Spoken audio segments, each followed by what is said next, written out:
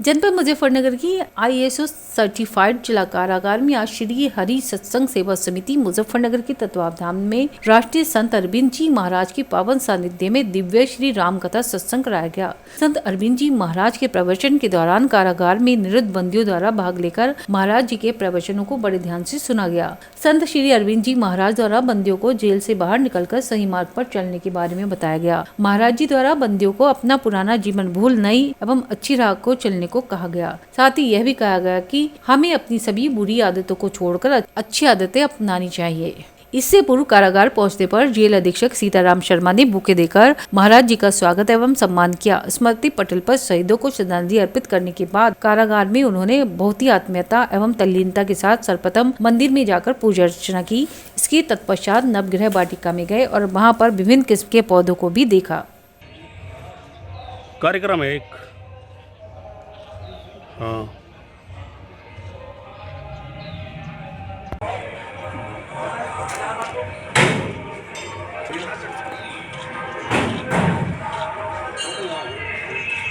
साहब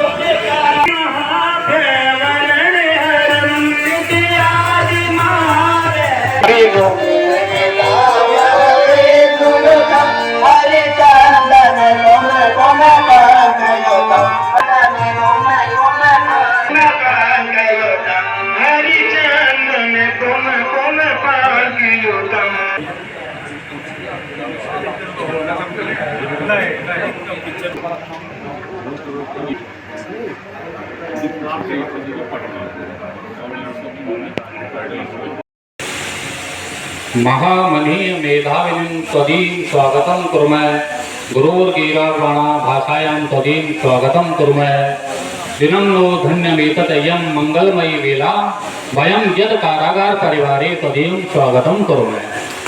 इन्हीं शब्दों के साथ मैं हमारे कारागार परिवार में पधारे स्वामी श्री अरविंद जी महाराज मानस मर्मज्ञ राम कथा वाचक बहुत बड़े दिव्य विभूति हैं जो आज हमारे बीच में पधारे हैं। इसके लिए हम अपने आप को समस्त कारागार परिवार को धन्य महसूस कर रहे हैं, कृतार्थ महसूस कर रहे हैं, प्रफुल्लित हैं, आनंदित हैं। और महाराज जी मानस मर्मज्ञ हैं, राम कथा वाचक हैं। अधीक्षक जी श्री सीताराम शर्मा जी, यहाँ के जिला साहब, यहाँ के सभी वरिष्ठ अधिकारीगण और सब व्यवस्था संभालते हैं हमारे। सबसे पहले तो मैं आपको अपनी अनुभूति बताता हूँ कि मैं आज आया तो मुझे यहाँ के जो जेल प्रशासन है इसकी जो व्यवस्थाएं मैंने देखी उसको देख के मन प्रसन्न हो। कुछ कहने के लिए कोई मन ऐसा नहीं कर रहा कि मैं आपको कुछ बोलूं। एक व्यवस्था यहाँ की। मैं यहाँ श्री राम कथा के लिए आया था मुजफ्फरनगर में, तो मुझे यहाँ बताया गया कि यहाँ के जेल अधीक्षक जी ने यहाँ के जेल में मूलभूत परिवर्तन किया है और उसको जेल न करके बिल्कुल सुधार गृह और आश्रम का रूप दिया है। तो उसके लिए मुझसे कहा गया तो यहाँ कैदियों के मध्य में मैं थोड़ी देर प्रवचन करूं और यहाँ देखूं तो मुझे बहुत अच्छा लगा। बिल्कुल अंदर ऐसी अनुभूति है कि हम लोग सारे संसार में जो भी करते हैं वो सकारात्मक ऊर्जा के लिए करते हैं। तो हमारे जो जेल अधीक्षक साहब हैं, आपने ऐसी व्यवस्था की है कि अंदर कीर्तन हो रहा है, अंदर जिस मजहब का जो भी व्यक्ति है वो अपनी उपासना कर रहा है और बहुत सुंदर भोजन की व्यवस्था मैंने यहाँ देखी। साथ साथ एक पुस्तकालय आपने यहाँ बहुत सुंदर बनाया है। तो मैं पूरा निरीक्षण करके आया हूँ, मुझे बहुत अच्छा लगा। जेल दरअसल में हम सब जेल में हैं। अगर हमारे आध्यात्मिक विषय से इसको छुएं तो हम सब जेल में हैं। हम आत्मा को मुक्त करने का प्रयास कर रहे हैं और ये अपने आप को मुक्त करने का प्रयास कर रहे हैं। सभी जेल में हैं। एक बार इस जेल से निकलें और उस ब्रह्मानंद की अनुभूति करें, इसके लिए ही आयोजन है। मेरा बिल्कुल यही प्रयास रहेगा और मैं अभी बोलने वाला हूँ उनसे कि वो ये प्रयास करें। इस दुनिया में कोई भी जन्मजात दैत्य नहीं होता और कोई जन्मजात देवता नहीं होता। हम स्वयं अपने आत्मा का निर्माण करते हैं और समाज में वही हमारी स्थिति बनती है। मैं बहुत ज़्यादा खुश हूँ।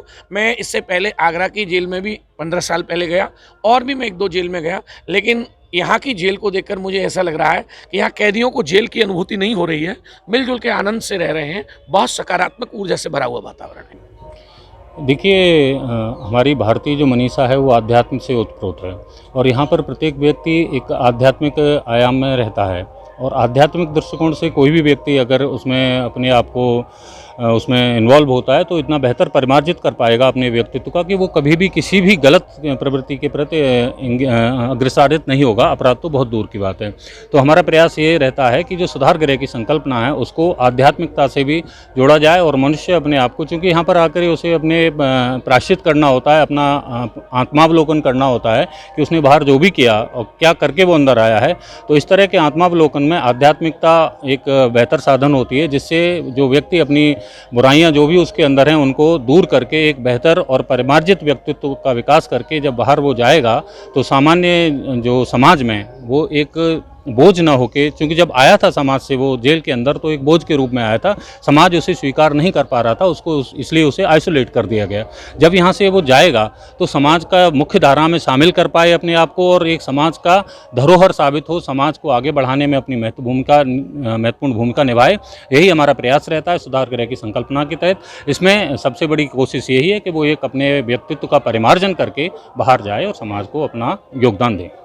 निश्चय सुधारों की कोई अंतिम सीमा नहीं होती। सुधार एक सतत प्रक्रिया है जो हमेशा चलती रहती है और सुधार का अंतिम बिंदु एक ही है, वो परमात्मा है। और हमारे एक मनुष्य और परमात्मा के बीच में जो अंतर है वो सिर्फ इसी का है, बुराइयों का, क्योंकि उसे कहा गया है, परमात्मा को निर्विकार कहा गया है और हम सब विकार युक्त हैं। यही अंतर है। तो जैसे जैसे हम अपने विकारों को दूर करते जाएंगे परमात्मा की ओर एक कदम आगे बढ़ते जाएंगे। जिस दिन विकारहीन हो जाएंगे उस दिन परम तत्व में शामिल हो जाएंगे। तब तक की यात्रा है। यही हमारे बंदियों के लिए हमारा प्रयास रहता है कि वो अपने जितने भी विकार हैं, अधिकतम विकारों से वो अपने आप को दूर कर पाएँ और जितने विकारों को त्रोहन संभव हो उतने विकारों का त्रोहन करें। जैसे जैसे विकारों से दूर होंगे परमात्मा की ओर अग्रसर होंगे।